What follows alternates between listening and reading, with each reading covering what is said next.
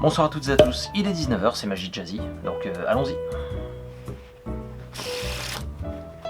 Et j'espère que vous allez toutes et tous bien, que vous passez de bonnes vacances, même si la météo n'est pas au rendez-vous. Eh bien, vous avez au moins Magie Jazzy, on va dire, pour vous divertir et passer un bon moment. Et ce soir, je reviens sur un bouquin, en fait, le livre de la semaine dernière, Close Calls de Arapanong. Franchement, j'aime beaucoup le travail de ce magicien, de cet artiste, qui est quand même vraiment très très pertinent et très... il va chercher vraiment dans le détail. Et là, je vous livre un tour, un grand classique, vous allez me dire, les 4 voleurs. Alors, les 4 voleurs, évidemment, vous connaissez tous, mais la version que Arapanong vous propose dans le livre, je peux vous dire, elle est hyper bien et hyper percutante. De toute façon, je vous mets les liens dans la description.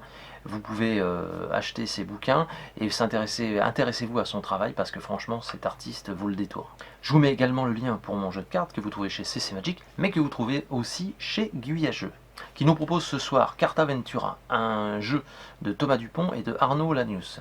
Ça se joue de 1 à 6 joueurs à partir de 10 ans et plus, et les parties durent en moyenne 60 minutes. Les plus du jeu, eh bien, c'est que c'est en fait un livre dont on est le héros, mais sous forme de cartes.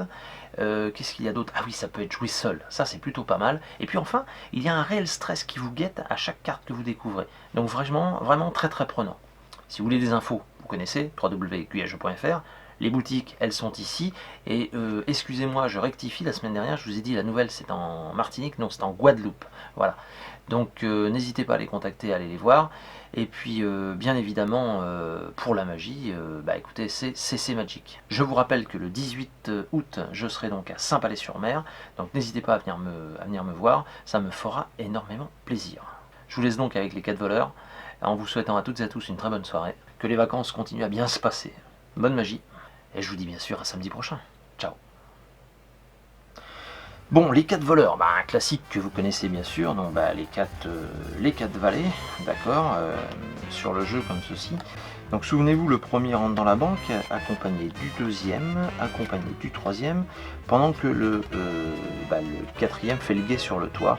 Et pourtant, dès qu'il y a un bruit en un éclair, tout le monde se retrouve sur le toit pour repartir en hélico. Voilà.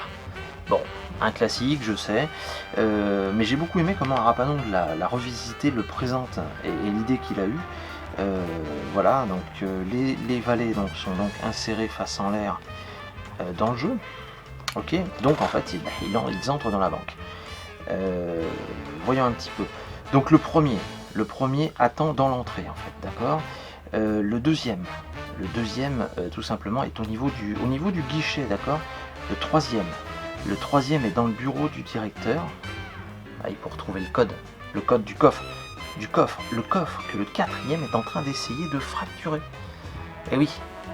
Donc, les 4 voleurs sont dans la banque quand tout d'un coup, un bruit les surprend et là, instantanément, le premier se faufile dehors.